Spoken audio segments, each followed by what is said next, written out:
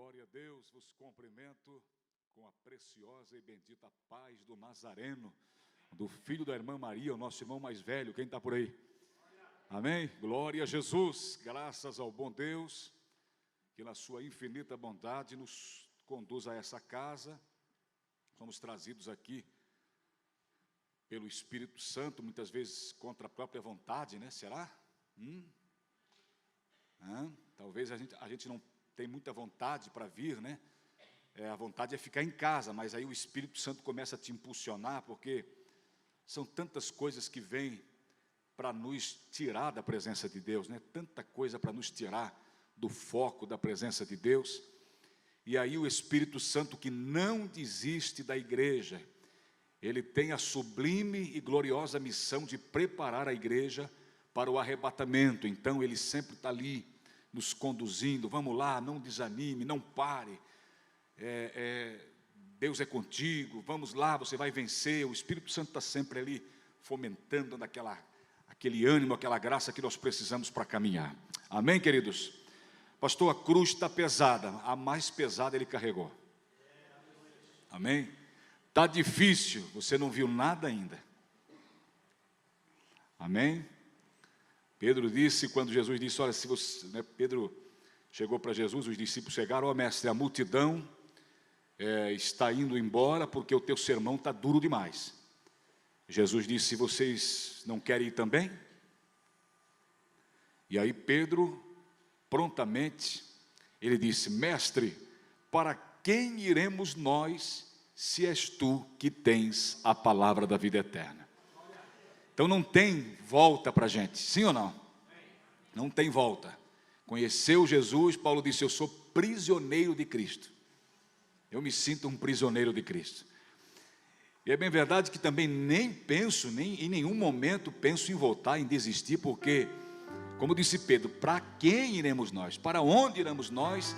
Se é o Senhor que é o nosso Salvador, é Ele que tem a palavra da vida eterna, Ele é que é a porta que nos conduz à eternidade, Ele é o caminho, Ele é a verdade, Ele é a vida, Ele é a água, Ele é o pão, Ele é tudo o que nós precisamos. Então não tem para onde correr, irmão, não existe outra alternativa, é somente o Senhor e conversa encerrada por aqui, amém? Somente Ele que pode nos dar a vitória. Glória a Deus. Queridos, em momento algum eu encontro na Bíblia, e eu leio a Bíblia diariamente, tá? Em momento algum eu encontro na Bíblia que Jesus prometeu que seria fácil, irmão Luiz. Olha, vocês vão aceitar a proposta que eu tenho para vocês, e dali para frente então será um mar de rosa, será só bênçãos mil. Vocês vão caminhar, olha assim, deslumbrado, tanta bênção que vai cair para vocês. Não é assim, irmão, não é assim. Paulo, quando convidou Timóteo para entrar no ministério, ele falou assim, ó, vem sofrer comigo como um bom soldado de Cristo. Nós estamos numa guerra espiritual, e saiba você, irmão, que quanto mais se aproxima o arrebatamento da igreja, o eminente retorno de Jesus para buscar a sua igreja, quanto mais se aproxima esse dia e o fim dos tempos, né? Porque aí, depois que Jesus arrebata a sua igreja, serão 7 anos, os 3 primeiros anos serão um tempo de uma falsa paz sob o governo do anticristo. Ele vai apresentar ao mundo a solução para o mundo, que vai estar em caos naquele momento, porque muita gente desapareceu e tudo mais. Ele vai abrandar dizendo, olha, eu tenho uma proposta de governo fenomenal, gloriosa, e aí ele vai trazer uma falsa paz, e aí o povo vai viver 3 anos e meio numa falsa paz, uma falsa ilusão. E aí a Bíblia diz assim, ó, vai chegar um tempo que os homens vão falar assim, ó, agora sim, a paz e segurança. E aí a Bíblia diz que quando os homens disserem a paz e segurança, haverá o quê? Quem sabe? Repentina destruição. Aí é mais 3 anos e meio, irmão, de cataclismos, de juízo, de coisas inimagináveis, que hoje tudo acontece em pequenas amostras, pequenas porções, para que o povo tenha ideia do que vai acontecer quando a igreja sair da terra. Por que se mantém o equilíbrio das coisas? Porque a igreja está aqui, a igreja mantém esse equilíbrio. Nós somos luz, as trevas só não tomou conta porque a luz que somos nós que a igreja de Jesus está aqui. Só não houve um estado geral de putrefação, porque o sal da terra, ele tem esse poder de conservar também. E Jesus disse: vós sois o sal da terra.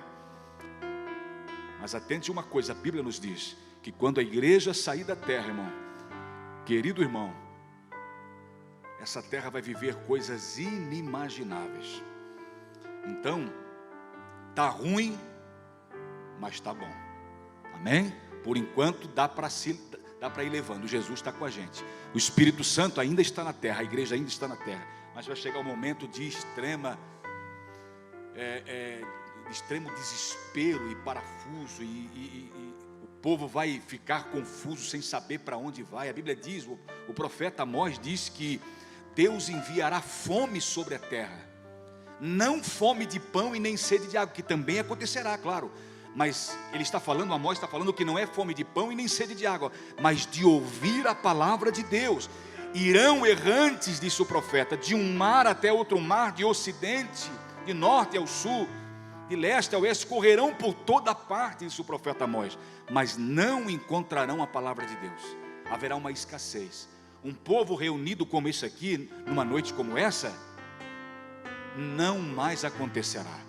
Sabe por quê? Porque aí o anticristo vai dizer: agora é uma única religião no mundo, ninguém mais vai se reunir para adorar nenhuma divindade ou outra divindade qualquer. Ninguém mais tem liberdade de religião, ninguém mais tem. Agora é só a mim que vocês prestam adoração. Uma única religião no mundo. O falso profeta vai estar aliançado com ele. Hoje já se fala em unificação das religiões. Um grande líder de uma grande igreja já está falando aí constantemente da unificação das religiões e dizendo que os ensinamentos bíblicos são antiquados, que a Bíblia é ultrapassada. Ele está falando. Tudo isso são sinais para a gente de que estamos à beira de um colapso geral. Esse colapso só vai acontecer quando a igreja sair da terra. Quem crê que vai ser arrebatado com Jesus, levante a mão e glorifique a Deus. Quero ver. Aleluia.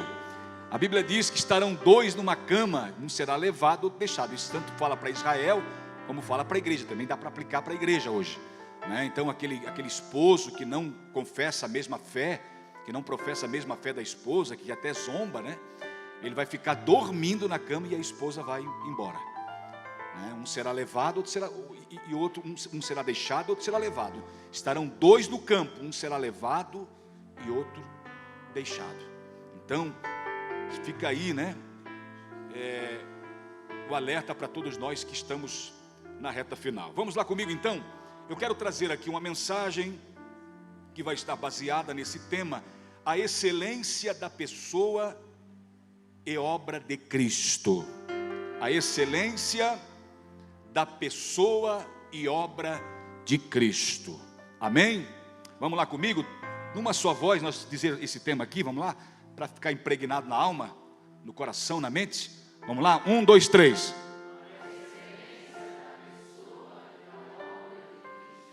A excelência da pessoa e a obra de Cristo. Santa Ceia é um ato memorativo, sim ou não? Jesus disse: fazer isso em memória de mim. Ou seja, nós estamos aqui. Por que esse ato foi instituído? Por que a ceia, esse cerimonial foi instituído? E deve ser feito, porque Paulo disse: todas as vezes que comerdes, ou seja, muitas vezes. E a gente faz aqui uma vez no mês. Por que foi instituída a ceia? A ceia foi instituída justamente para isso. É um memorial da morte de Cristo, para nós nos lembrarmos do que Ele fez por nós. Irmãos, você há de convir comigo uma coisa: nós, seres humanos, nós somos muito propensos, tendentes a nos esquecer das coisas facilmente, sim ou não? Principalmente no que concerne às coisas espirituais. Principalmente no que diz respeito às coisas espirituais. Nós somos, fácil, as coisas caem no esquecimento para a gente. Então, por que Deus aí na sua onisciência, na sua sabedoria, Ele institui esses memoriais, essas festividades, assim como Israel tinha 7 festas anuais. O povo de Israel tinha 7 festas anuais que eles celebravam anualmente, para não esquecer. A Páscoa, por exemplo, deixa eu citar uma para você aqui. a Páscoa lembrava da saída do povo do Egito. Jesus, na noite da Páscoa, ele institui a ceia. E a ceia, ela ganha essa instituição chamada ceia, esse cerimonial chamado ceia do Senhor, ela ganha força, porque realmente é aquilo que aconteceu com Israel, mas hoje acontece com a igreja. Nós estávamos aprisionados no mundo, que é uma tipologia do Egito, Faraó, que é um tipo de Satanás, estávamos sobre um jugo pesado, que é o jugo do pecado. E aí Jesus, que é o nosso Moisés, que é uma figura de Moisés aqui, o nosso libertador, ele nos libertou do Egito, do poder de Faraó, e nos trouxe para caminhar consigo. E aí nos deu as suas leis, e hoje nós caminhamos rumo a Canaã celestial. Agora, o que não pode acontecer com a gente é nós sucumbirmos, perecermos no deserto como Israel pereceu. Eles saíram, aproximadamente 6 milhões de pessoas, com mulheres e crianças, tudo, uma somatória aí, 6 milhões de pessoas saíram do Egito, e só 2 entrou em Canaã, daquela geração que saiu do Egito. Os filhos, que não havia probabilidade, os próprios pais murmuradores que morreram no deserto, que não entraram em Canaã, os pais falavam: olha, nós vamos morrer aqui, tudo mais, vamos morrer aqui. Estavam amedrontados, e eles morreram de fato. Os filhos deles é que herdaram a terra. E só 2 daqueles que saíram do Egito, Josué e Caleb, entraram na terra prometida. Isso não pode acontecer com nós. Nós queremos, todos nós aqui saímos do Egito, que é o mundo, do poder de Faraó, que é o diabo. Recebemos as leis de Deus, estamos hoje caminhando orientados debaixo da nuvem, da coluna de fogo, estamos caminhando com Deus rumo a Canaã, e nenhum de nós vai morrer no deserto. Vamos todos nós entrar na Canaã celestial. Quem concorda comigo? Quem está caminhando para a Canaã celestial? A Canaã celestial hoje é a Nova Jerusalém para nós, é a cidade que Deus preparou para a gente, né? Então, eu quero falar hoje sobre a excelência da pessoa e obra de Cristo. E a Santa Ceia, ela traz essa mensagem. Fala da obra, da excelência da pessoa maravilhosa que foi Jesus, né? Eu quero que você abra comigo um texto base para a gente partir daqui. Quem quer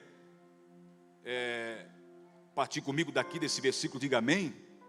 Num pensamento, né? Num pensamento para a gente entender algumas coisas espirituais. Vamos partir daqui, que vai ser o nosso ponto de partida.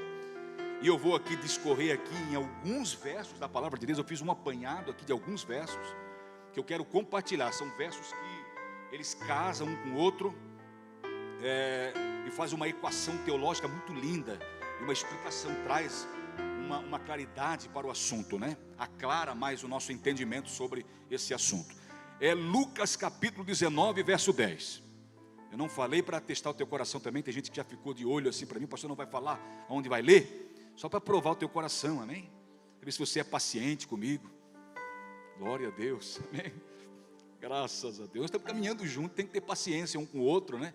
Tem que amar, tem que se perdoar. Perdoar quantas vezes? Até 7, pastor. Até 7 tá bom. Não, 70 vezes 7. O Senhor disse para Pedro. Pedro fez a pergunta e ele mesmo se antecipou e respondeu. Ele disse: Senhor, até quantas vezes pecará o meu irmão e eu lhe perdoarei? Até 7. Ele mesmo respondeu. Jesus disse: não, 70 vezes 7. Dá 490 vezes por dia. Nós temos que perdoar as pessoas que nos ofendem, que pisam na bola com a gente, acabam esmagando o nosso dedinho ninguém, né? Olha só, Lucas capítulo 19, verso 10. Todos acharam? Porque o Filho do Homem veio buscar e salvar o que se havia perdido. Vamos lá comigo? Porque o Filho do Homem veio buscar, salvar o que estava perdido. A pergunta aqui, para você entender, já de início, para nós começarmos aqui nesse ponto, olha só. Quantos de vocês aqui, eu acredito que todos, a maioria aqui, a maioria, quantos de vocês hoje, conseguem entender? Hoje, até então você não entendia, hoje você entende. Quantos de nós aqui conseguimos entender que hoje, ou melhor, quantos de nós aqui hoje entendemos? Essa é a pergunta, desculpa. Quantos de nós hoje entendemos, porque até então a gente não entendia, que nós estávamos perdidos. Quantos? Hoje você entende que você estava perdido. Hoje você consegue ver. Hoje você consegue ver, porque a luz de Cristo brilhou. Por isso que o salmista vai dizer: lâmpada para os meus pés e luz para o meu caminho é a tua palavra. A palavra, ela traz essa clareza em nós. E hoje a gente consegue ver aquilo que a gente não via até então, que nós estávamos indo rumo ao precipício. Estávamos perdidos, sem Deus no mundo. Estávamos indo para lá, na contramão, sentido oposto da cruz. Estávamos longe. Olha o que Paulo vai dizer. Você não precisa abrir, eu vou lendo para você aqui, tem um apanhado aqui de versículos. Olha o que Paulo vai dizer em Efésios capítulo 2 e verso 13. Mas agora em Cristo Jesus, vós que antes estáveis longe, ou seja, perdido, longe, já pelo sangue de Cristo chegasse perto. Amém?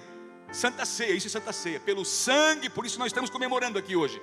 Santa Ceia é um ato memorativo, mas também comemorativo. Memorativo e comemorativo. Por quê?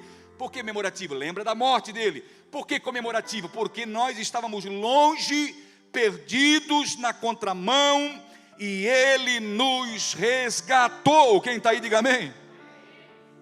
Olha só, mais um verso aqui.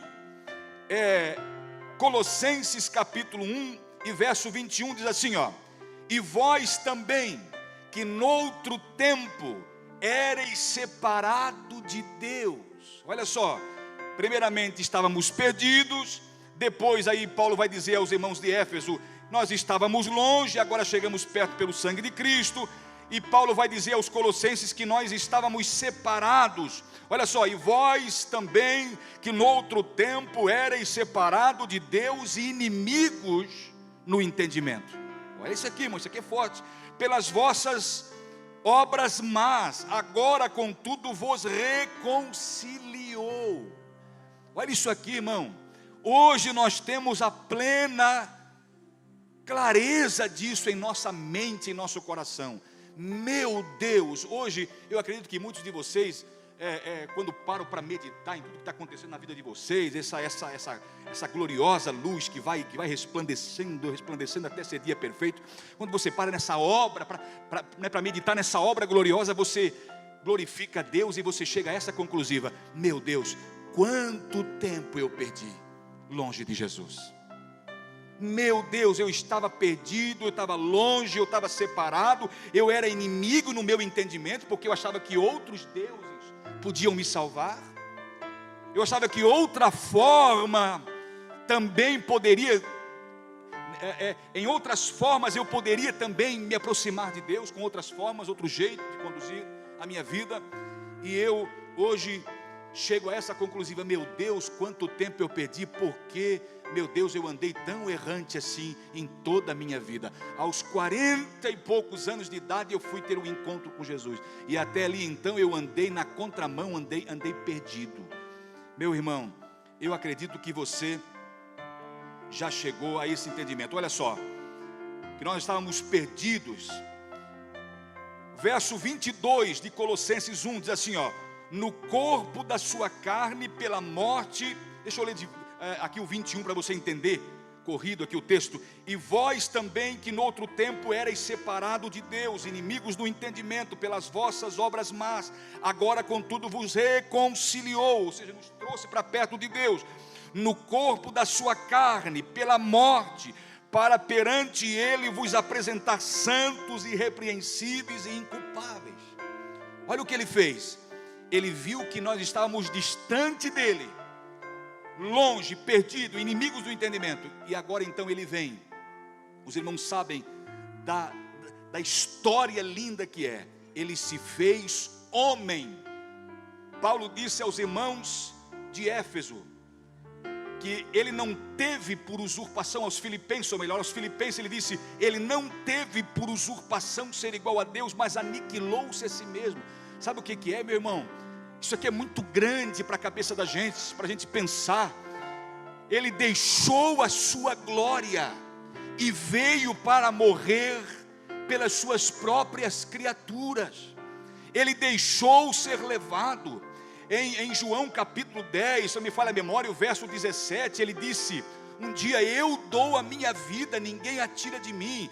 Então ele veio aqui numa missão para salvar as nossas vidas, visto que nós estávamos perdidos, longes, abandonados, andando a nossa própria sorte, vivendo o nosso mundinho, vivendo a nossa vida longe de Deus. E ele veio para morrer, para nos possibilitar a aproximação novamente do Pai.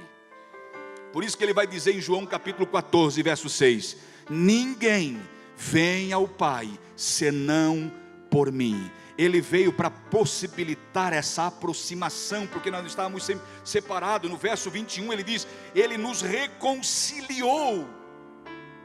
Ou seja, éramos inimigos, vivíamos a nossa própria sorte, e ele veio nos reconciliar. Olha só, isso no corpo da sua carne, no verso 22, pela morte, para perante ele vos apresentar. Olha só, ele vem, dá a sua vida, morre por nós, e aí nós o aceitamos, e ele vem nos preparar para nos apresentar santos, irrepreensíveis e inculpáveis. Só aceitando o que ele fez, para nós nos tornarmos inculpáveis, para haver uma reconciliação somente aceitando o que ele fez. Ele veio para possibilitar. As pessoas resistem o chamado. Resistem. Olha só, o verso 23 de Colossenses diz assim, ó: se na verdade permanecer. Então ele veio, morreu numa cruz, o verso 22, para nos tornar irrepreensíveis, santos e inculpáveis. Se na verdade permanecerdes fundados e firmes na fé, e não vos moverdes da esperança do evangelho que tendes ouvido, o qual foi pregado a toda criatura que há debaixo do céu, do qual eu, Paulo, estou feito ministro. Ou seja, ele possibilitou tudo isso para a gente, a reconciliação, a aproximação novamente. Agora, diante disso que ele nos fez, jamais nós podemos voltar. Nós temos que permanecer. No verso 23 disse: permanecer firmados na verdade, permanecer firme na esperança do evangelho que nós temos ouvido. Preste atenção, irmão, que Deus, por isso que João vai dizer que ele amou o mundo de tal maneira que deu o seu Filho unigênito, para que todo aquele que nele crê não pereça, mas tenha vida eterna. Nós estávamos perecendo, nós íamos perecer, estávamos sentenciados, estávamos a caminho do matadouro, do precipício, mas ele veio e se apresentou como uma ponte entre nós e Deus, dizendo: olha, há agora a possibilidade através de mim para vocês voltar novamente. Tanto é que tudo começa num jardim. Tudo começa num jardim e o homem transgride. Os irmãos estão por aí? Tudo começa num jardim e o homem transgride, o homem desobedece. Jesus vem para possibilitar a entrada novamente no jardim, na presença de Deus. E tudo termina depois de uma cidade. Apocalipse fala isso, que termina dentro de uma cidade, um trono, ruas de ouro. O trono é posto e debaixo do trono sai um rio, que é o rio da água da vida, que tem a árvore da vida. Então tudo volta ao seu estado original com Cristo. Amém? Que coisa linda! O homem foi criado perfeito, estava num lugar maravilhoso, jardim do Éden. Pecou, transgrediu, caiu no emaranhado de pecado que não dá para mensurar aqui. Jesus veio e disse: não, peraí, eu vou dar minha vida para resgatar de vocês, eu vou reconciliar vocês, eu vou arrumar um negócio aí, eu vou fazer essa ponte novamente. E nós depois, no final de tudo, na conclusiva, nós voltamos para o paraíso de Deus. O paraíso é conquistado novamente. Agora, quando eu leio, eu quero que você abra agora comigo, que a gente vai discorrendo os versículos aqui. Isso aqui é muito lindo, isso aqui corrobora de forma clara com o que eu estou falando aqui, afirma categoricamente o que eu estou falando aqui. Colossenses capítulo 1 e o verso 13. Pode abrir comigo a sua Bíblia ou acompanhar aqui no telão. Olha só, Colossenses capítulo 1, verso 13. Olha o que aconteceu, olha o que Paulo vai deixar. Olha o que Paulo vai falar, deixando isso bem claro. Deus nos transportou para o reino do seu Filho. Olha o que ele fala aqui, ó. O qual nos tirou da potestade das trevas e nos transportou para o reino do Filho do seu amor. Olha só, irmãos, o que de fato estava acontecendo e a gente não percebia. Nós estávamos na escuridão. Quem anda na escuridão, quando é um breu total, uma escuridão total, nem percebe as coisas. Pode passar por um lugar e derrubar, né, um objeto de valor. E como ele não consegue ver, ele vai dizer: meu Deus, eu derrubei alguma coisa aqui. Será que é tal coisa que eu derrubei de grande valor? Mas como ele não consegue ver, depois eu vou ver isso aí. E ele continua andando assim, apalpando, porque ele não consegue ver. Então tudo que acontece, enquanto não houver claridade, enquanto não houver luz no ambiente, ele não vai saber o que está acontecendo. Ele está andando assim, tateando, olhando, não conseguindo ter clareza aonde ele está andando. E assim nós estávamos no mundo, na potestade, no poder, estávamos aprisionados no poder das trevas. Quantos de nós aqui vivíamos, quem sabe, afogando as nossas mágoas num copo de bebida? Quantos aqui viviam a vida toda desregrada? Pessoas que não tinham regra para viver, não tinham decência na sua vida. E depois que conheceram Jesus, a sua vida mudou radicalmente. Hoje vive diferente, sabe por quê, irmão? Porque Jesus te tirou da potestade, do poder das trevas, dessas trevas, e te transportou para o seu reino. O reino dele não é trevas, o reino de Cristo é luz. Então é por isso que hoje você consegue ver tudo, meu irmão. Você consegue ver tudo claramente, porque hoje você está no reino da luz. Ele te transportou. Isso aqui é muito lindo, né? Deus nos transportou para o reino de seu Filho, Paulo está falando aqui. E eu comecei dizendo, nosso ponto de partida foi Lucas 19:10. Porque o Filho do Homem veio buscar e salvar aquilo que se havia perdido. Estávamos perdidos, Ele nos resgatou e nos transportou. Fomos alcançados e fomos transportados de uma dimensão para outra, de uma dimensão de trevas, de coisas naturais, de frustrações, de escravidão do diabo. Saímos debaixo do poder dele e fomos transferidos para o reino da luz. Hoje você caminha na luz que é Jesus. Quem está entendendo? Quem está entendendo que você caminha na luz hoje, irmão? Por que você consegue ver as coisas facilmente hoje, irmão? Por que você consegue discernir as coisas com facilidade hoje, meu irmão? Por que você morre por Jesus hoje, se for possível, meu irmão? Você morre por Jesus. Por que você defende tanto este evangelho? Por que você ama esse lugar? Por que você ama os teus irmãos? Ama a tua família? Por que você está hoje como um cidadão, vive como um cidadão de bem? Por quê? Porque Deus te transportou das trevas aonde você vivia, do poder do diabo, para o seu reino de luz. E hoje você vive maravilhosamente. Irmão, quem vive nesse reino da luz, sabia que é surpreendido diariamente por obras gloriosas de Deus? Eu, cada tempo da minha caminhada na fé, eu vou tendo experiências gloriosas com Deus. Tendo experiências com Deus. Pastor, contigo é diferente, né? Não, irmão, não é diferente não. Eu sou igual a você. Agora, o que pesa aqui, o que está aqui em jogo, irmão, em questão aqui, é o quanto você se dedica para Deus. Essa é a questão. Nós somos iguais. Deus não tem filho predileto. Deus não escolheu alguns para revelar e outros para seguir a revelação daquele que está com a revelação. Não, Deus escolheu todos nós para mostrarmos a sua glória, para nós andarmos na sua luz, para termos as mesmas experiências gloriosas, para caminharmos com Ele. Olha só, quando eu falo que Ele nos transportou para o reino do seu Filho, quando Paulo diz assim, ó, o qual nos tirou das potestades das trevas e nos transportou para o reino do Filho do seu amor, Colossenses 1:13. Deixa eu ler para você aqui Lucas capítulo 13, verso 16. Olha o que Jesus falou aqui: e não convinha soltar desta prisão no dia de sábado esta filha de Abraão, a qual há 18 anos Satanás mantinha presa.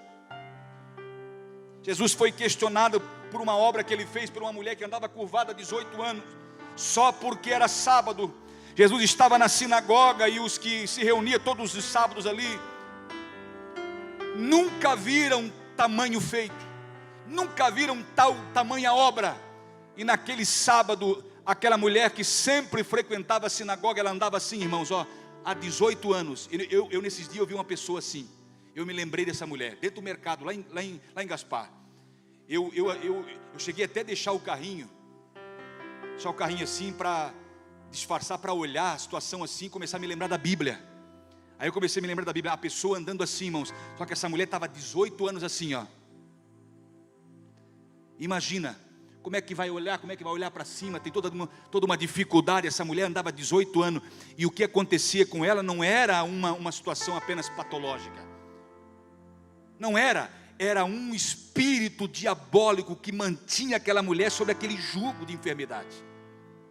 Nem toda enfermidade é demônio, a gente sabe disso. Nosso corpo é sujeito aos intempéries desse mundo, dessa vida.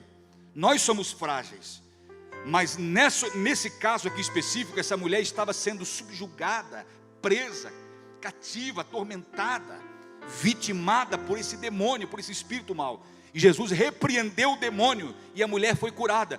E o homem que cuidava da sinagoga ficou brabo com Jesus, porque ele tinha curado no dia de sábado. E Jesus disse: olha, vocês pegam sábado e vocês levam o jumento de vocês, o boi de vocês, para beber água. Vocês fazem isso, vocês até quebram. E por que não convinha eu soltar essa mulher que há 18 anos Satanás mantinha preso? O que acontece com essa mulher aqui? Ela é transportada do reino das trevas. Nas palavras de Paulo, se encaixa perfeitamente. Ela foi transportada das potestades das trevas, do poder do diabo, do mundo das trevas. Ela foi transportada para o reino do Filho do seu amor, para a luz, para Jesus. Então olha só a situação. Agora Lucas capítulo 11, verso 21. Olha o que Jesus disse: quando o valente guarda armado a sua casa em segurança, está tudo quanto tem. Mas sobrevindo outro mais valente do que ele, vencendo, tira-lhe toda a sua armadura em que confiava e reparte os seus despojos. Então quem é esse mais valente que chega aqui? Sobrevindo um mais valente. Quem é esse mais valente aqui? É o próprio Deus, é o próprio Senhor Jesus. O diabo é um valente que mantém preso ao seu domínio muitas coisas, e chegando um mais valente do que ele, que é Jesus, toma, entra na sua casa e pega o que é dele, desprende essas pessoas que estão sobre o jugo dele, que está sobre as prisões de Satanás. E quantas pessoas, Então, nós que estávamos distante, longe, agora chegamos perto. Nós que estávamos cativos no reino das trevas, como essa mulher, agora somos libertos, porque Deus nos trouxe para Ele, nos transportou para o reino do seu amor. Olha o verso 14 comigo.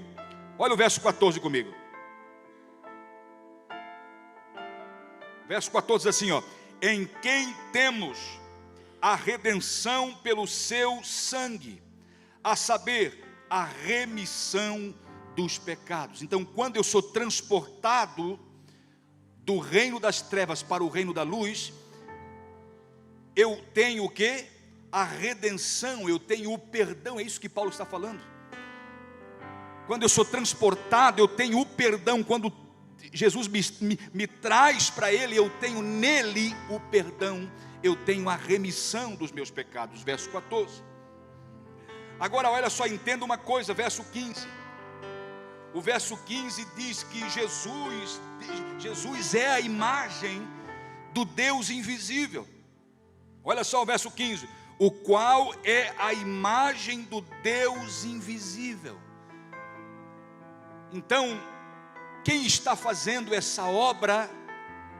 Quem está fazendo essa obra é o próprio Deus, porque Jesus é Deus. Olha só, Jesus é Deus. Jesus é o próprio Deus. E quem está garantindo essa obra gloriosa na sua vida é Deus. Quem te traz para Ele é o próprio Deus. Ele é a imagem do Deus invisível. Ele te traz para Ele. Então você está seguro nele. Você está perdoado nele. Você tem a remissão do pecado. Você foi transportado para Ele. Você está nele. É diferente, irmão. Hoje você vive diferente porque você está nele. Os teus olhos abriram, você está em Jesus. Todos nós estamos nele. E que maravilha, quando Ele nos chamar, nós vamos para junto dele. Glória a Jesus, nós estamos com Ele, caminhando com Ele. Olha só, e também diz no verso 15 que Ele é o primogênito de toda a criação. Olha só quem se envolveu nessa obra gloriosa de resgate. Olha quem se envolveu. Olha quem se envolveu. Ele pegou e se encarnou, veio a esse mundo para nos resgatar. Hebreus capítulo 10 e verso 5 diz assim, pelo que entrando no mundo diz, sacrifício e oferta não quisestes, mas corpo me preparasse. Em Hebreus 1 e 5 diz assim, porque a qual dos anjos disse jamais, tu és o meu filho, hoje te gerei? E outra vez, eu lhe serei por pai e ele me será por filho. Olha só, para vir a esse mundo, para nos transportar para Ele, para nos trazer para Ele, nós que estávamos longe, estavam os dois lá, Deus, Deus, Deus, Deus, Deus, Deus. Não tinha o verbo, nós conhecemos aí, João vai dizer que é o verbo, e em Daniel vai dizer que hoje, quando nós conhecemos como pai, era o ancião de dias. Não tinha esse negócio de pai e filho. Lá na eternidade, um dado momento da eternidade, quando ele viu que cada vez mais o homem se distanciava dele, sacrifícios e ofertas, o pai disse assim, eu não quero mais. Mesmo com tudo isso que é feito aí, esses animais mortos, com todo esse cerimonial aí, tipificando para ti, meu filho, que dentro do plano que nós temos, tu vai lá, eu não quero mais, agora eu preparei um corpo, foi preparado um corpo, que é a imagem, porque quando a gente lê aqui no verso 15, que Ele é o primogênito de toda a criação, nós entendemos, quem não entende a Bíblia, quem olha assim de primeiro momento, dá para dizer que Jesus foi criado, e Jesus não foi criado. O que foi criado na eternidade foi um corpo para Ele, porque Ele viria nessa terra, Ele precisaria de um corpo. O corpo é o passaporte para estar aqui. E aí lá na eternidade, o Pai e Ele falaram, então tu vai lá, lá tu me serás por filho e eu aqui te serei por pai. E aí nos planos de Deus, Deus prepara um corpo. Aquela semente Deus não vai precisar do homem, Deus vai precisar somente da mulher, do óvulo da mulher. Não vai precisar da semente do homem. E aí o Espírito Santo vem e traz a semente e coloca no útero, no óvulo de Maria, e fecunda o seu óvulo. E aí então a barriga, o óvulo de Maria começa a gerar um corpo para a encarnação de Jesus, porque Jesus já sempre coexistia. E aí o pai disse, lá tu me serás por filho, e eu aqui te serei por pai. E o verso 6 diz assim, e quando outra vez introduz no mundo o primogênito, diz, e todos os anjos de Deus o adorem. Mas do filho diz, ó Deus, está vendo? Do filho diz, ó Deus, então o filho é Deus. Mas houve um momento que ele disse, que ele combinou com o pai, lá então eu te serei por filho aqui, e tu me serás por pai aqui. E ele veio possibilitando, pagando esse alto preço, dando a sua vida para resgatar a nossa. Que coisa gloriosa, que coisa gloriosa. E hoje nós caminhamos nessa luz. Olha o verso 16 comigo de Colossenses. Olha o verso 16 de Colossenses 1. Porque nele foram criadas todas as coisas que há nos céus e na terra. Olha só, as visíveis e as invisíveis. Olha só, quem criou tudo e depois, num dado momento da história, disse assim, ó, eu agora vou me reduzir ao tamanho deles, eu agora vou deixar os meus poderes, os meus atributos como Deus, como Criador que sou, e eu vou lá morrer numa cruz por eles, para salvá-los, para resgatá-los. É por isso que a gente lê, o Filho do Homem veio buscar, essa é a missão dele, veio buscar e salvar aquilo que se havia perdido. Esta é a missão primordial, e aí ele se faz homem para possibilitar isso. E ele luta, quando fala em homem, por isso que o título mais glorioso que ele gosta de usar, por incrível que pareça, a gente leu lá, o Filho do Homem veio buscar e salvar o que se havia perdido. Sim ou não? E o título que ele mais gosta de usar é esse, Filho do Homem, porque ele veio aqui para se identificar com a gente em tudo. O escritor aos Hebreus disse que ele se fez homem como nós. Ele se fez servo, disse Paulo aos Filipenses. Ele se fez como um de nós, porque não haveria possibilidade, não haveria possibilidade, nenhuma chance para o inimigo, se ele lutasse como Deus contra o inimigo. A Bíblia diz que Deus não tenta, Tiago diz que Deus não tenta e nem pode ser tentado pelo mal. Só para nós termos uma ideia. Então, se ele viesse como Deus e lutasse como Deus, seria uma luta desigual.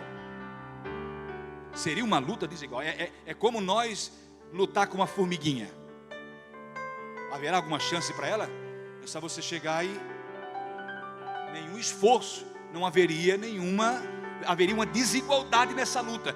Mas ele deixou os seus poderes como Deus e veio como homem para possibilitar a nossa salvação. Sabe por quê? Porque foi tratado, foi pedido em juízo sangue inocente. E a Bíblia diz que não havia um justo sequer na terra, Paulo disse. E aí ele disse, não, eu vou lá possibilitar isso. E ele foi justo, ele não teve pecado, ele não pecou em momento algum. O seu sangue foi sangue derramado inocente. Ele era inocente, tanto é que o seu corpo, diferente do nosso, ele não viu. Pedro disse aos irmãos, no dia de Pentecostes, quando ele pregou e 3.000 almas se renderam, ele disse para aqueles irmãos, olha, o seu corpo foi sepultado e o seu corpo não viu a corrupção. Ou seja, o seu corpo quando morreu não entrou em estado de putrefação. O seu corpo não entrou em estado de decomposição, não entrou. Qualquer ser humano, se já logo não sepultar o corpo, ninguém fica perto, porque já entra em estado muito rápido de decomposição e de putrefação. De Jesus não. Por quê? Porque o seu corpo não tinha pecado. Ele veio aqui realmente como um salvador, como alguém inocente, um homem inocente, para pagar pelos demais, para possibilitar. Olha só, João, ou melhor, a continuação aqui do verso 17, olha comigo.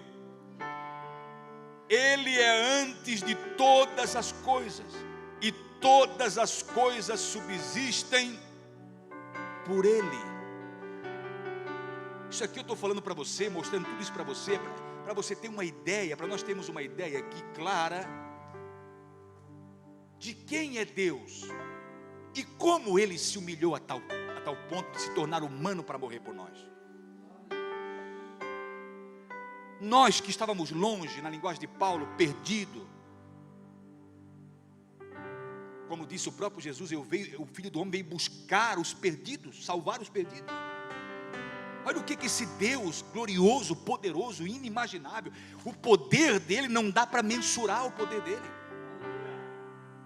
O amor dele não tem como mensurar. Por isso que João, ao escrever, quando chegou na parte de João capítulo 3, ali verso 16, para expressar o tamanho do amor, a grandiosidade desse amor, ele disse: o que eu vou escrever aqui? Ele botou: porque Deus amou. Como é que eu vou mensurar isso? De tal maneira, não tem como expressar isso. Porque pensa comigo, deixar a sua glória, criar tudo, criou tudo. A Bíblia diz que sem ele nada do que foi feito se fez. Depois ele se diminuir e vir aqui e deixar ser morto pela própria criatura. Eu lembro das palavras que ele falou para Pedro, quando Pedro entrou em defesa dele, disse: Pedro, se eu quisesse, rapaz, ele até, quem sabe aquele ali, falou, alegria explodiu no coração dele, disse: meu, tu nem sabe, rapaz, Pedro, se eu quisesse, Pedro, eu rogaria ao Pai, e o Pai mandaria 12 legiões de anjos para me livrar dessa situação. Mas entenda uma coisa, é para isso que eu vim, rapaz, é para isso que eu vim. Porque deixar ser tão humilhado pela criatura, hein? Tudo isso para nos trazer para perto dele de novo. Um andava para lá, outro para cá, cada um nos seus próprios caminhos, perdido, enganado. Ele disse: ei, caminho não, esse caminho não, eu sou, ninguém mais é, eu sou o caminho. Cada um vivia a sua própria verdade, vamos dizer assim, aquilo que achava ser certo. E ele disse: não, eu sou a verdade. O homem luta tanto para viver, muito e muito aqui, luta muito para viver. Essas pessoas que estão doentes lutam muito para viver. Todos nós lutamos para viver, ninguém quer morrer. Todos nós se cuidamos, e muito para não morrer. Quando ele disse: eu sou a vida, nós podemos ter agora uma segurança. Sou o caminho, verdade, não sou a verdade de vocês, eu sou a verdade, eu sou a vida. Ou seja, agora em mim tenham segurança. Acaba na morte? Acabou ali? Não. Ali é apenas o virar da página. Ali virou a página para uma outra realidade muito mais expressiva do que essa que estamos vivendo. Por isso que ele vai dizer que ele criou aqui, ó, porque nele foram criadas todas as coisas que há nos céus e na terra, as visíveis e as invisíveis, que esse olho aqui, ó, não consegue, essa mão não consegue apalpar. Ele possibilitou tudo isso para a gente.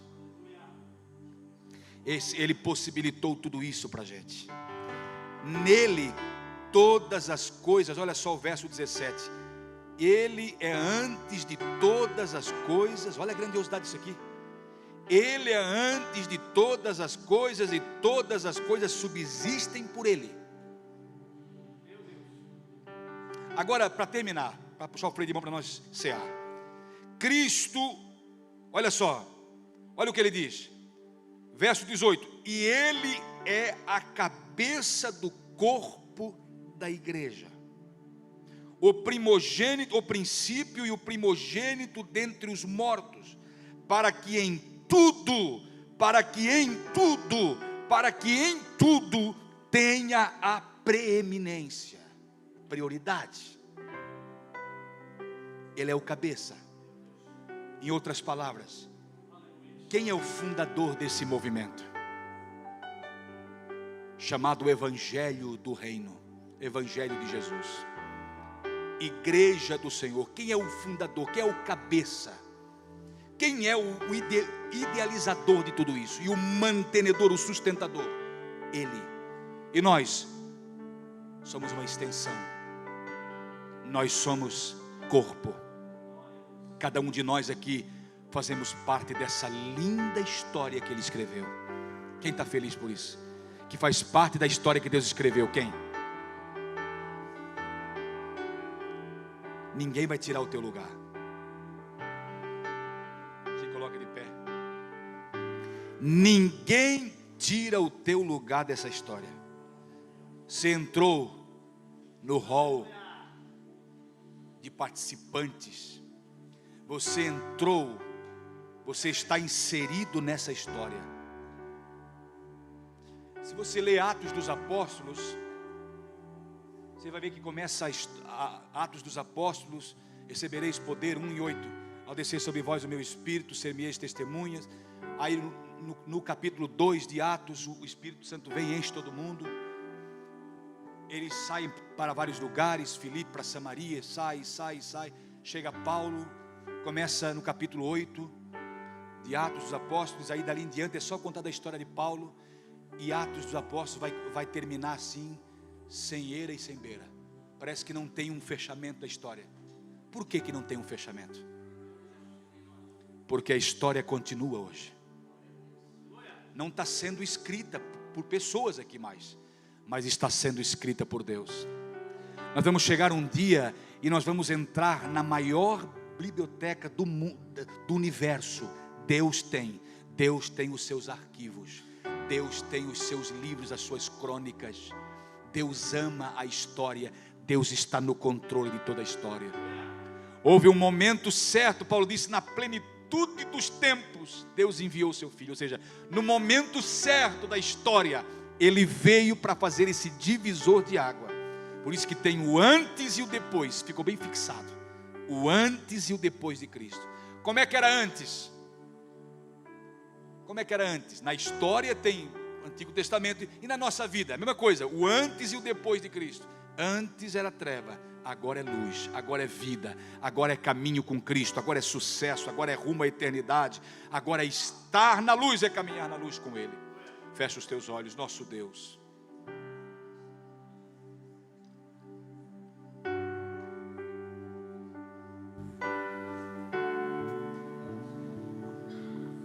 Tu és o mesmo.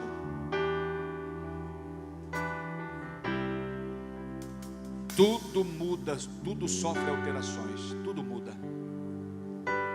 As coisas mudam de lugar. O Senhor mesmo falou: passa o céu, passa a terra, mas as minhas palavras não hão de passar. A história tão linda, tão gloriosa, na qual nós fazemos parte, essa história tão linda, tão gloriosa, Senhor,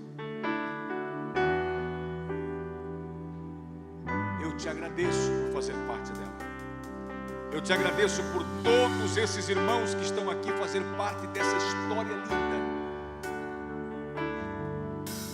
Senhor, o ponto mais culminante, mais glorioso dessa história, o ápice dessa história, foi a cruz. Foi quando o Senhor se fez homem para vir aqui, para nos resgatar, para nos salvar, para buscar, porque todos nós estávamos perdidos. Esse é o ponto mais alto da história, é o ápice da história, quando tu dá a tua vida por nós. Isso é muito lindo.